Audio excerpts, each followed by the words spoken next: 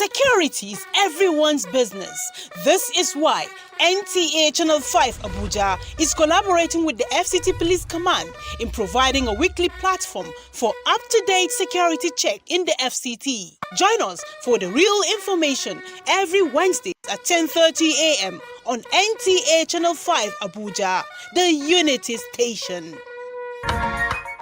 Welcome back. The program is still Good Morning Abuja, and I'm joined in the studio now by another guest, Ogri Karo Ann Aricha, who is the Media Communications Officer for Dorothy Njemanzi Foundation.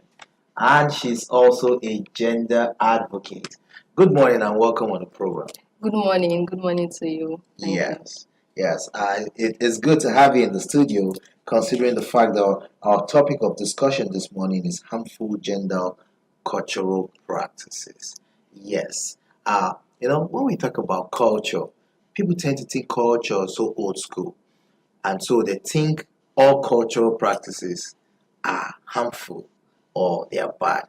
I tend to stand on the side of culture to say, no, culture is a way of life. We make new cultures every day. So even that old culture could be reformed, it could be refurbished, or it could even be reassessed to birth a new culture.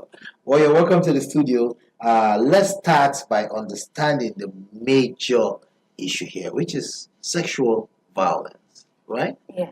So, what is sexual violence? So, putting it simply, right? Yes. Sexual violence is an act or a way to obtain sexual forms from people without consent. Now, the keyword there is without consent. Okay.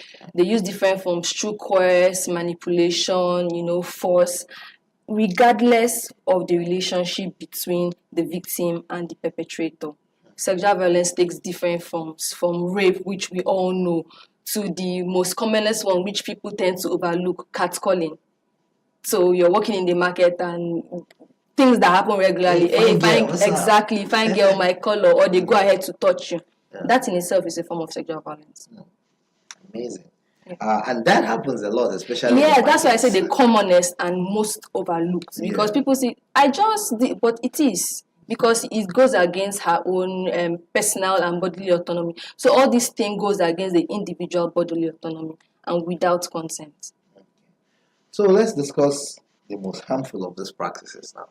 Which would you say are the most harmful?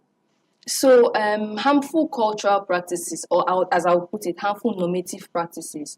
These practices are things that are normalized in society or in our traditions and cultures. Yes, because they happened years ago from our forefathers and our grandmothers doesn't mean they're supposed to be still happening today. I mean, we are human beings and humans evolve by terms of nature, right? So some of these practices, I would start with the one I feel most people are aware of, FGM, female genital mutilation. Yes. Then I think I'll move on to some that some people still do not know, but their practice is virginity testing.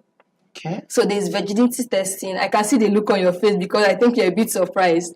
So I didn't even know they tested. Yes, there is for women. Okay. Women and girls, most especially. Okay. I mean, 99.9% of their victims are women and girls. So virginity testing, then there's breast ironing. Now, yes, there's breast ironing. Now, What's that one? So breast ironing is just example.